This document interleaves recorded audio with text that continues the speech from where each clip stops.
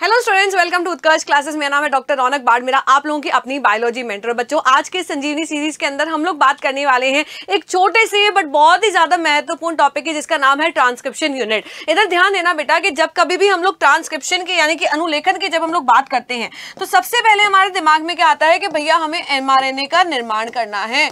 जब हम लोग अनुलेखन की बात करते हैं तो अनुलेखन का मतलब ही क्या होता है? तो अनुलेखन का मतलब होता है डीएनए से आरएनए का बनना। तो सबसे बड़ा मिसकंसेप्शन जो है वो आप लोगों का यहां पर ही खत्म हो जाता है। ध्यान देना बेटा, अनुलेखन का मतलब होता है डीएनए से आरएनए का बनना। और ये आरएनए जो होते हैं वो 3 प्रकार के होते हैं, आरआरएनए, mRNA और लास्ट में आ जाता है बेटा tRNA। तो ये तीनों ही प्रकार के आरएनए जो होते हैं वो कैसे बनते हैं? तो वो ट्रांसक्रिप्शन प्रक्रिया के द्वारा बनते हैं। बट जब हम लोग प्रोटीन का निर्माण की बात करते हैं उस समय पर हम लोग ये कहते हैं कि भैया डीएनए से mRNA बन रहा है, क्योंकि mRNA ही क्या करता है बेटा, आगे जाकर के अमीनो एसिड्स का निर्माण करता है ट्रांसलेशन प्रक्रिया के द्वारा। तो बात करते हैं आज की क्लास के अंदर हम लोग कि किस प्रकार से डीएनए से एमआरएनए बनाने के लिए जो संरचना की जरूरत पड़ती है वो क्या होती है, क्या ट्रांसक्रिप्शन यूनिट होता है। तो सबसे पहले तो मैं आप लोगों को बता दूं बेटा, अनुलेखन के बारे में कुछ ना कुछ महत्वपूर्ण बातें। आप लोगों को पता है कि जब हम लोग रेप्लिकेशन की बात करते हैं यानी कि प्रतिकृतिकरण की बात करते हैं तो पूरा के पूरा डीएनए जो है वो उसकी कॉपी हो जाती है। बट जब हम लोग अनुलेखन की बात करते हैं तो उस समय पर जीनोम का सिर्फ एक हिस्सा यानी कि डीएनए का एक हिस्सा जिसे हम लोग जीन कहते हैं उसका ट्रांसक्रिप्शन होता है। तो अनुलेखन या ट्रांसक्रिप्शन किसका होता है? केवल जीन का होता है, ना कि पूरे जीनोम का होता है। और केवल जीन में क्या कह रही हूं, इसके कहने का मतलब है कि जीनोम का केवल एक हिस्सा ही अनुलेखित होता है। जीनोम का केवल एक हिस्सा ही अनुलेखित होता है, पूरा के पूरा जीनोम कभी भी ट्रांसक्राइब नहीं होता है। तो ये सबसे बड़ा डिफरेंस आ जाता है किसके अंदर बेटा? अनुलेखन के अंदर और रेप्लिकेशन के अंदर। क्लियर बेटा, यहां तक ये बात समझ में आई या नहीं आई? दूसरी बात ये आ जाती है कि अनुलेखन होता कहां पर है? तो ये न्यूक्लियस के अंदर ही होता है, केंद्रक में होता है, ना कि ये कोशिका द्रव्य में होता है। अब बात करते हैं हम लोग ट्रांसक्रिप्शन यूनिट की। किसकी बात करते हैं बेटा? ट्रांसक्रिप्शन यूनिट की बात करते हैं। तो यहां पर ध्यान देना बेटा, बहुत ही बेसिक सी बातें जो है वो मैं आप लोगों को बताने वाली हूं। हमें पता है कि डीएनए के 2 रज्जू होते हैं, 5 प्राइम 3 प्राइम, और इस तरफ पाया जाता है बेटा दूसरा रज्जू जो होता है वो 3 प्राइम टू 5 प्राइम होता है। यहां पर ध्यान देना बेटा कि डीएनए के जो 2 रज्जू होते हैं उसमें से केवल एक रज्जू ही एमआरएनए बनाने के लिए कोड करता है, दूसरा वाला रज्जू कोड नहीं करता है। तो जो एमआरएनए बनेगा वो कौन सी दिशा में बनता है? तो एमआरएनए जो है वो यहां पर 5 प्राइम टू 3 प्राइम दिशा में बनेगा। तो एमआरएनए जो है वो ये कुछ ऐसे बन गया, ये हमने क्या बना लिया बेटा? एमआरएनए। तो ध्यान रखना कि डीएनए का वह स्ट्रैंड जो कोड करेगा, जो टेम्पलेट की भांति काम करेगा, उसे हम लोग क्या कहेंगे? 5 प्राइम टू 3 प्राइम दिशा वाला टेम्पलेट कहेंगे। तो इसे तो हम लोग कह देते हैं बेटा टेम्पलेट स्ट्रैंड। क्या बोलेंगे इसे हम लोग? टेम्पलेट स्ट्रैंड कहेंगे। यहां पर ध्यान रखना बेटा, मान लीजिए कि यहां पर कोई क्रम पाया जा रहा है नाइट्रोजनी क्षारकों का, AGTCATGCA, कुछ भी क्रम जो है वो पाया जा रहा है। तो यहां पर बेस कॉम्प्लीमेंट्री रूल जो है वो अप्लाई होगा और यहां पर एमआरएनए में क्रम क्या हो जाएगा कि भैया टी की जगह पर आ जाएगा यू और बाकी वाला जो है वो सब सेम रहेगा। तो यहां पर बेस कॉम्प्लीमेंट्री के नियम के अनुसार यहां पर आ जाता है जी, यहां पर आ जाता है सी, यहां पर आ जाता है बेटा यहां पर ए, यहां पर आ जाता है जी, यहां पर आ जाएगा यू, यहां पर आ जाता है ए, यहां पर आ जाता है बेटा सी, यहां पर आ जाता है जी और यहां पर आ जाता है यू। तो बेस कॉम्प्लीमेंट्री के नियम के अनुसार जो सीक्वेंस रहने वाला है एमआरएनए वो कुछ इस प्रकार से होता है। अब अगर हम लोग यहां पर देखते हैं इसका डीएनए का दूसरे वाले स्ट्रैंड को, तो डीएनए के दूसरा वाला स्ट्रैंड जो होता है उसमें क्रम क्या होगा? इसके ऑपोजिट होगा, बिल्कुल होगा। क्या क्रम होगा? चलो लिख लेते हैं। यहां पर पाया जाएगा बेटा GCAGT,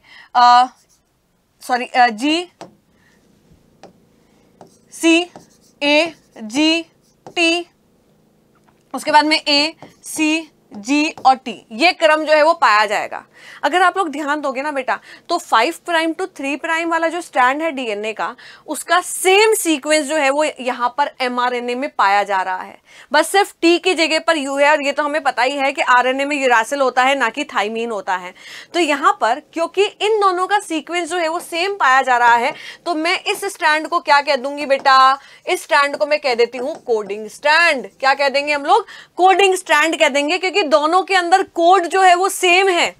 तो ध्यान रखना बेटा कि डीएनए स्ट्रैंड के अंदर जो 5 प्राइम टू 3 प्राइम दिशा वाला स्ट्रैंड होता है उसे हम लोग कोडिंग स्ट्रैंड कहते हैं, और जो यहाँ पर 5 प्राइम वाला स्ट्रैंड होता है इसे हम लोग टेम्पलेट स्ट्रैंड कहते हैं, क्योंकि यही बेटा टेम्पलेट की भांति काम करता है एमआरएनए के निर्माण के लिए। अब बात करते हैं ट्रांसक्रिप्शन यूनिट की। तो बेटा यहाँ पर ये चीजें आप ध्यान रखना, बहुत ज्यादा इंपॉर्टेंट है।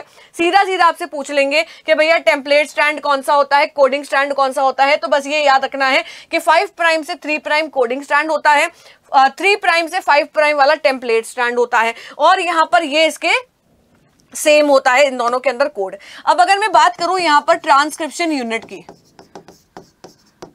ट्रांसक्रिप्शन यूनिट की अगर मैं बात करूं, यानी कि अनुलेखन इकाई की अगर मैं बात करूं बेटा, तो यहां पर अनुलेखन इकाई जो होती है वो कुछ इस प्रकार से दिखाई देती हैं। ये बना लेते हैं हम लोग हमारा डीएनए का पहला वाला स्ट्रैंड जो कि होता है 5 प्राइम से 3 प्राइम, और यहां पर बना लेते हैं हमारा दूसरा वाला स्ट्रैंड जो कि होता है 3 प्राइम से 5 प्राइम, कुछ इस दिशा में।